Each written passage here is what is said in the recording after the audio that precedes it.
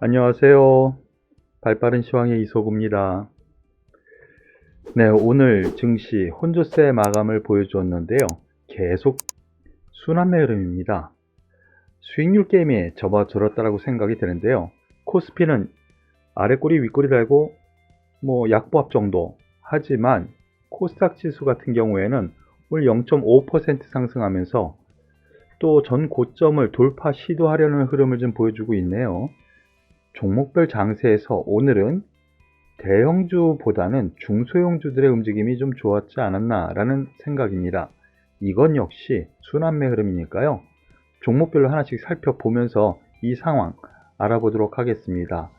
먼저 삼성전자, 오랜만에 또 삼성전자를 한번 봐야 될 것 같은데요. 지난 금요일 쪽집게 주식수다에서 말씀드렸던 것처럼요.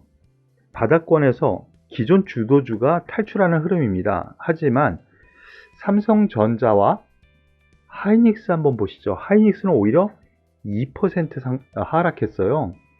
삼성전자는 0.37% 상승, 조금 상승했죠.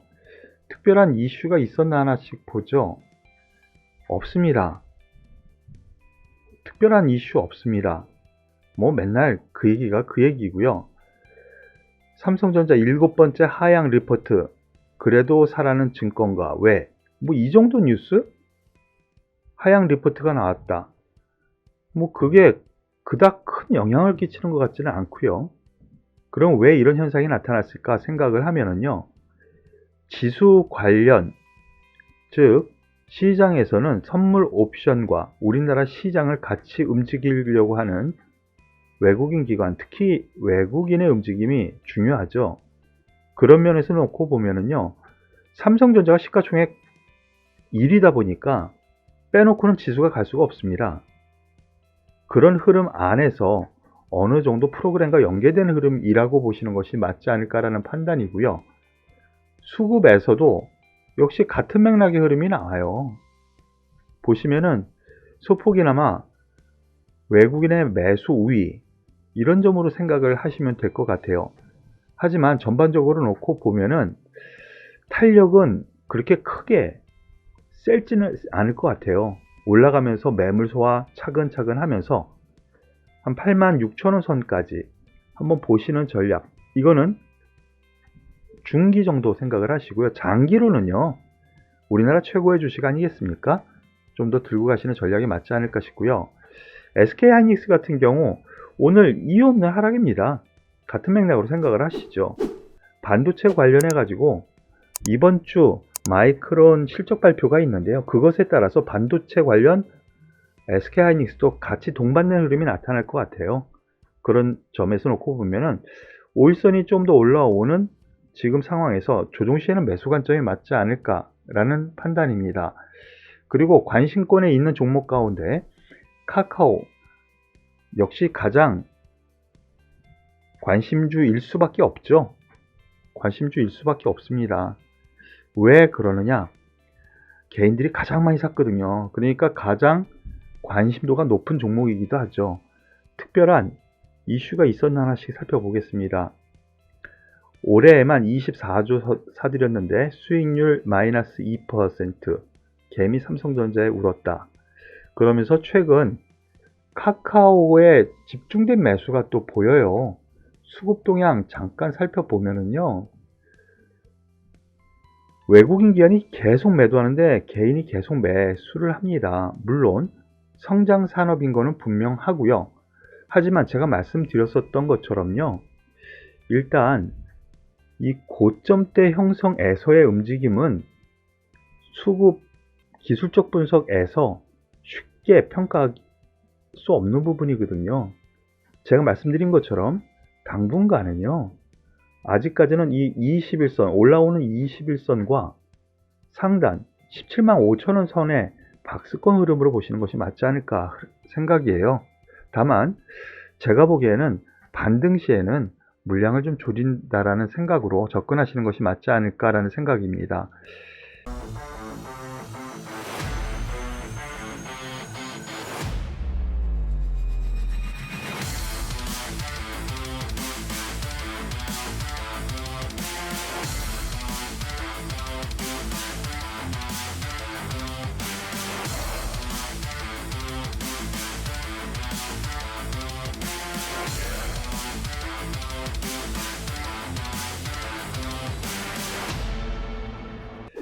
그리고 오늘 두산중공업 하락하면서 많이 관심 기울이시면서 관심주 상위권에 올라왔어요. 4% 하락하면서 오늘 다시 며칠간의 하락을 이어가고 있습니다.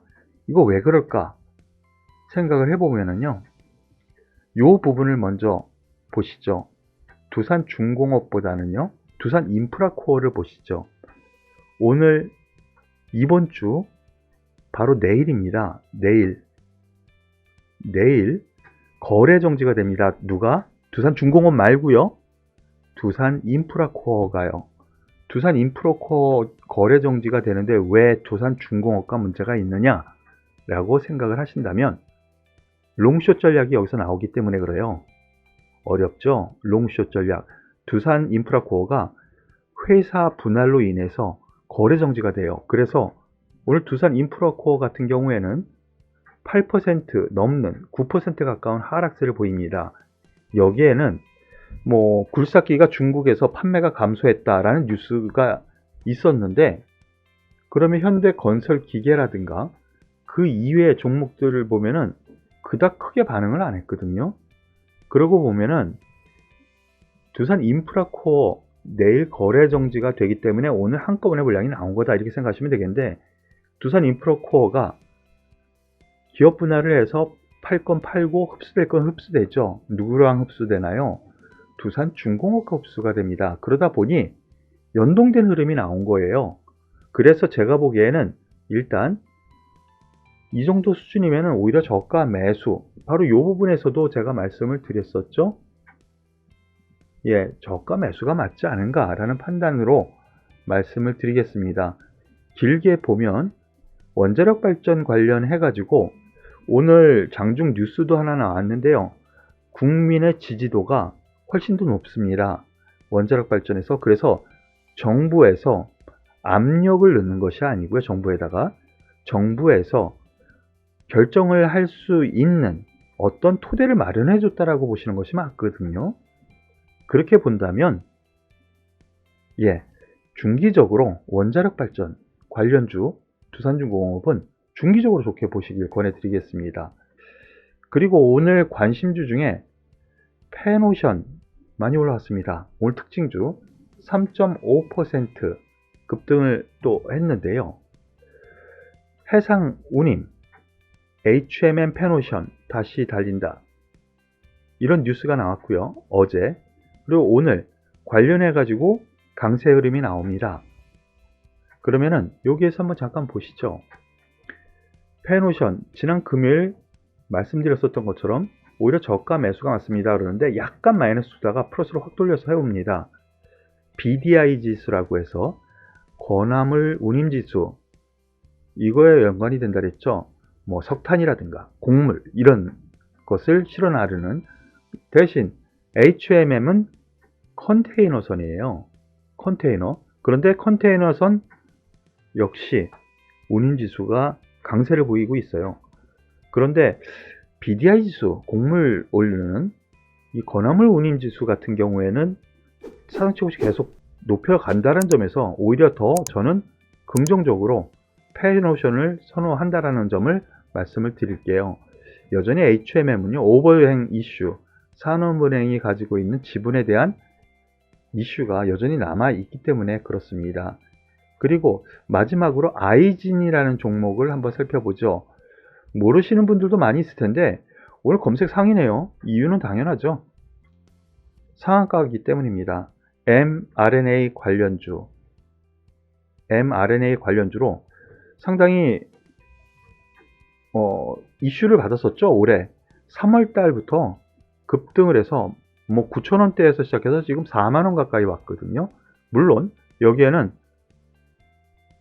권리락이 됐습니다. 오늘 권리락이 돼서 그 권리락 효과, 즉 싸진 느낌이 들죠. 싸진 느낌. 29,900원이에요 네. 그런 점에서 놓고 보면은 오늘 상한가는 이러한 착시 효과가 있었다라고 저는 봅니다. 그렇기 때문에 일단 단기적으로는 내일 추가 상승 시에는 혹은 뭐 보합 수준이라도 약하다 싶으면은 물량 조절을 해서 매도 관점으로 보시는 것이 맞지 않을까라는 판단이에요. 여기까지 오늘 준비한 내용은 말씀을 드렸는데요. 여러분들께 많은 도움이 되셨으면 좋겠습니다. 도움이 되셨다면 좋아요, 그리고 구독, 그리고 칭찬하는 댓글까지 한번 부탁드릴게요. 수고하셨습니다.